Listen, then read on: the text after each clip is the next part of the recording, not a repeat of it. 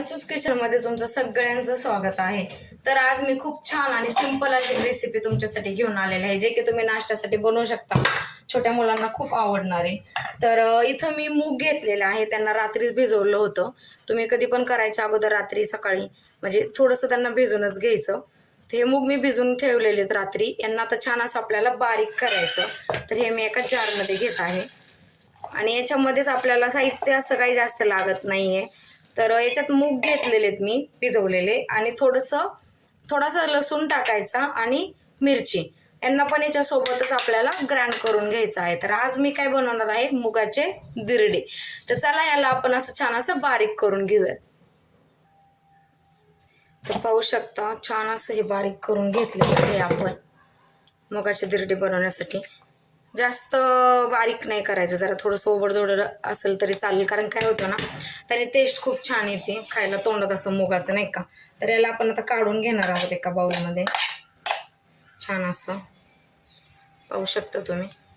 आता याच्यामध्ये काय टाकायचं, एकदम सिंपल आणि छान थोडंसं जिरं ॲड करायचं आपल्याला याच्यामध्ये आणि चवीनुसार मीठ ॲड करणार आहोत। बस फक्त एवढंच साहित्य याला लागतं आणि तुम्ही एकदम असं छान असं सिंपल ट्राय करून पहा, खूप मस्त छान दिरडे बनतात त्याचे। हे मीठ ॲड करणार आहोत आपण याच्या चवीनुसार। याला छान असं मिक्स करून घ्यायचं। आता जरा थोडंसं घट्ट आहे ना, याला नॉर्मलच याच्यात आपण काय करणार आहोत, पाणी ॲड करणार आहोत। परफेक्ट आणि हेल्दी रेसिपी आहे। म्हणजे समजा काही जण नाही का डाएट वगैरे फॉलो करतात, तर काय खायचं काय नाही, काय फॉलो केलं पाहिजे, खूप कन्फ्युजन राहतं, हे खायचं का ते खायचं, कारण की हे नाही हे खाल्लं तर परत वेट वाढेल का, आपलं डाएट फॉलो होतंय का नाही होतंय। त्याच्यामुळं ना बेसन चेला पण राहतो बघा। त्याच प्रकारे हा मूग पण आहे ना, या मुगाचा पण चेला किंवा दिरडे जे बोलतो ना आपण, ते तुम्ही नक्की ट्राय करा, कारण की रेसिपी हेल्दी रेसिपी आहे आणि तुम्हाला खूप आवडणारी रेसिपी पण आहे ही। तर चला छान असं बॅटर आपले मिक्स झालेलं आहे याच्यामध्ये। आता याची छान असे आपण दिरडे काढून घेऊया।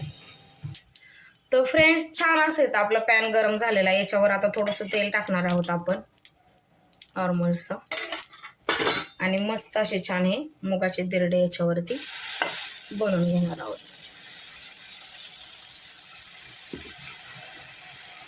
परफेक्ट मूग कटलेट पण बनवलं जातं, पण ते जरा वेगळी रेसिपी आहे त्याची, त्याचं फ्लफी वगैरे राहतं ना। तर हे आपलं सेम डोसा टाईप बोलतो ना, चेला दिरडे।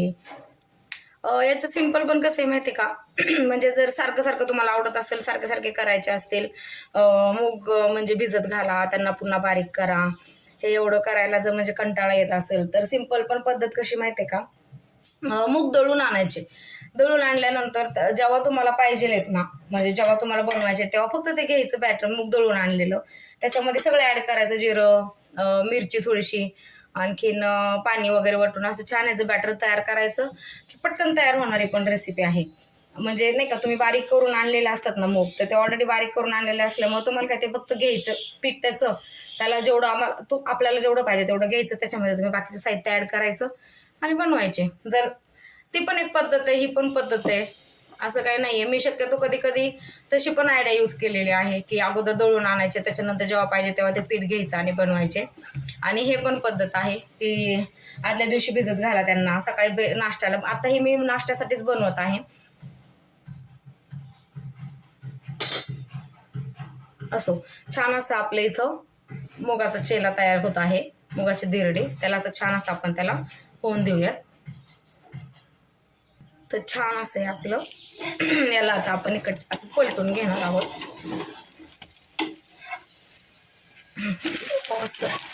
पाहिलं, आणि याच्यावरती तूप टाकायचं तुम्हाला आवडत असेल तर, नाही तर तेलाने पण थोडंसं हे करून घ्यायचं, किंवा बनल्यानंतर काढून घेतलं ना आपण तेव्हाही त्याच्यावरती तुम्ही तूप टाकू शकता। तर पाहिलं तुम्ही किती छान व्यवस्थित मस्त असं झालेलं आहे ना आपले दिरडे। तर चला यांना आपण आता काढून घेऊया। तर फ्रेंड्स छान असं आपलं मुगाचे दिरडे तयार झालेले आहेत। मुगाचा चेला, मुगाचं दिरड काही बोलू शकता तुम्ही, प्रत्येकाची पद्धत राहते। तर अशा प्रकारे मस्त तुम्ही पाहू शकता, खूप छान मस्त क्रिस्पी यम्मी असे खूप व्यवस्थित झालेले आहेत। तुम्हाला जरी माझी रेसिपी आवडली असेल तर प्लीज माझ्या चॅनलला लाईक, शेअर आणि सबस्क्राईब करायला विसरू नका। पुन्हा एक छान नवीन रेसिपी घेऊन तुमच्यासाठी येईल मी। तर थँक्यू.